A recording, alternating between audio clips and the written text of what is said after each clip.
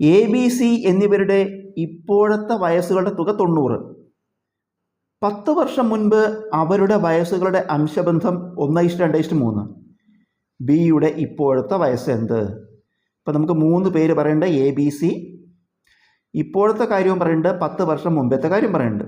A B C 3 ആളുകൾ ഇപ്പോഴത്തെ വയസ്സിൻ്റെ കാര്യം പറയുന്നുണ്ട്, 10 വർഷം മുമ്പത്തെ കാര്യവും പറയുന്നുണ്ട്. അതായത് 10 വർഷം ഇപ്പോഴത്തെ വയസ്സുകളുടെ തുക 90 അവിടെ ഇരിക്കട്ടെ. 10 വർഷം മുമ്പ് അവരുടെ വയസ്സുകളുടെ അംശബന്ധം, 10 വർഷം മുമ്പ് അവരുടെ വയസ്സിൻ്റെ റേഷ്യോ 1:2:3. അപ്പോൾ 10 വർഷം മുമ്പ് നമുക്ക് വയസ്സ് എന്തൊക്കെ എടുക്കാം? 1x, 2x, 3x എടുക്കാം. 10 വർഷം മുമ്പ് എയുടെ വയസ്സ് 1x, ബിയുടെ വയസ്സ് 2x, സിയുടെ വയസ്സ് 3x. എപ്പോൾ? 10 വർഷം മുമ്പ് 3 പേരുടെയും വയസ്സ് എഴുതി നമ്മൾ. ഈ -10 പറഞ്ഞാൽ 10 വർഷം മുമ്പ്.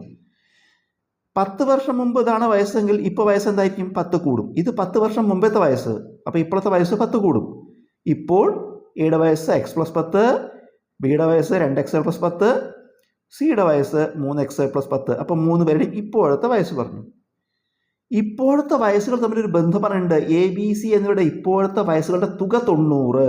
അപ്പോൾ ഇതെല്ലാം കൂടി കൂട്ടിയ 90 കിട്ടണം.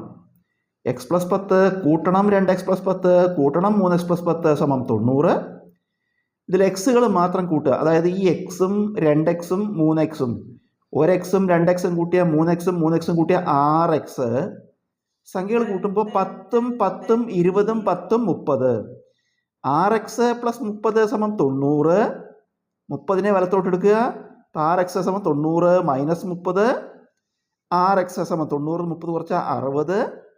6x = 60 ആണെങ്കിൽ x = 60/6, 10. എക്സിൻ്റെ വില കിട്ടി. ചോദ്യം എന്താ? ബിയുടെ ഇപ്പോഴത്തെ വയസ്സ്. ഈ പട്ടികയിൽ നോക്കൂ, ബിയുടെ ഇപ്പോഴത്തെ വയസ്സ് എന്താണ്? 2x + 10 ആണ്. നമുക്ക് അതെടുത്ത് വില കൊടുക്കാം. ഇപ്പോൾ ബിയുടെ വയസ്സ് 2x + 10, അതിൽ എക്സിൻ്റെ വില 10 എന്ന് കൊടുക്കൂ. 2 × 10 + 10, 2 × 10 20 + 10, ഉത്തരം 30.